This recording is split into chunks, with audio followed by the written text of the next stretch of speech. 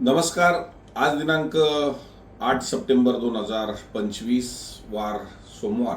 KD Chaudhari डाळिंब्याड पुणेमधून सर्व शेतकरी बांधवांचं मनापासून स्वागत. बाजाराच्या सद्यस्थिती संदर्भामध्ये शेतकरी बांधवांना सांगू इच्छितो की बऱ्यापैकी सांगितलेले अंदाज खरे होत चाललेले आहे. 99% जो आपल्याला भरोसा मी पूर्ण करू शकतो याचा मला सार्थ अभिमान आहे. कारण गणपती उठल्याच्या नंतर बाजार वाढतील हे मी सातत्यानं सांगत होतो आणि त्याप्रमाणे आज रेट वाढले. खऱ्या अर्थानं शेतकऱ्यांना दिलासा मिळण्यासारखा आज रेट हा जाणवला. कारण ज्योतिया सण हा 14 सप्टेंबरला आहे आणि त्याचबरोबर पुढे जाऊन नवरात्री सुद्धा चालू होत आहेत. त्यामुळं आता घेतलेला करंट हा साधारणतः 24 सप्टेंबर पर्यंत हा तंतोतंत राहील ही परिस्थिती आहे. त्यानंतरचा अंदाज मी नक्कीच सांगेन. कारण नवरात्रीसाठी जो माल लागणार आहे तो बऱ्यापैकी 12-14 सप्टेंबरच्या नंतर चालू होईल. तो 24 सप्टेंबर पर्यंत चालेल असा माझा प्राथमिक अंदाज आहे.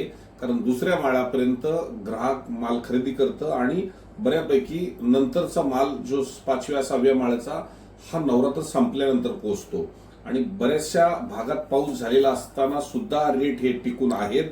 बऱ्यापैकी काल गुजरात आणि राजस्थानलाही भरपूर पाऊस झाला. त्याच्या अगोदर उत्तर भारतातल्या दिल्ली, हरियाणा, जम्मू काश्मीर किंवा पंजाब या भागातल्या पावसानं थोडासा बाजाराला रोख जरी लावली असेल तरी आता रेट वाढते राहतील. जागेवरती पण ग्राहक रेट करायला फिरकायला लागलेले आहेत, मागणी वाढायला लागलेली आहे. परंतु आपण विरळून माल काढते ठेवा. यावर्षी पैसे आपल्याला बनवायचे, रेट खाली येऊन द्यायचे नाहीत. परंतु दुसरी एक मी अडचण आपल्याला सांगेल. मला सातत्यानं फोन येतात. फोन करू नका, माझ्या व्हॉट्सअपला मेसेज टाका किंवा व्हॉइस कॉल टाका, त्याच्यावर मी उत्तर नक्कीच देईन. परंतु सततच्या फोनला मी उत्तर देऊ शकत नाही. फोन चालू केले कमीत कमी 4 ते 5 तास मला फोनवर बोलावं लागतंय. त्यामुळे कृपा करून माझ्याशी संवाद साधताना मेसेज किंवा व्हॉइस कॉलच व्हॉट्सअपवर साधा च्या माध्यमातून संपर्क करा.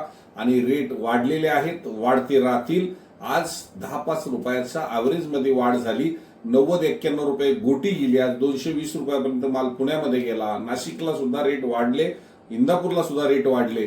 मी नक्कीच शेतकरी बांधवांना सांगू इच्छितो की आता रेट वाढतेच राहतील, घटणार नाही. कारण आज पहिल्या दिवशी आवक ही कमीच आली, 2 दिवस सुट्टी असून सुद्धा. त्यामुळं शेतकरी थांबलेला आहे आणि याच पद्धतीने रेट वाढते राहतील एवढी एक इच्छा आपल्या मनामधली जी होती, माझी इच्छा होती, ती पूर्ण होत आहे.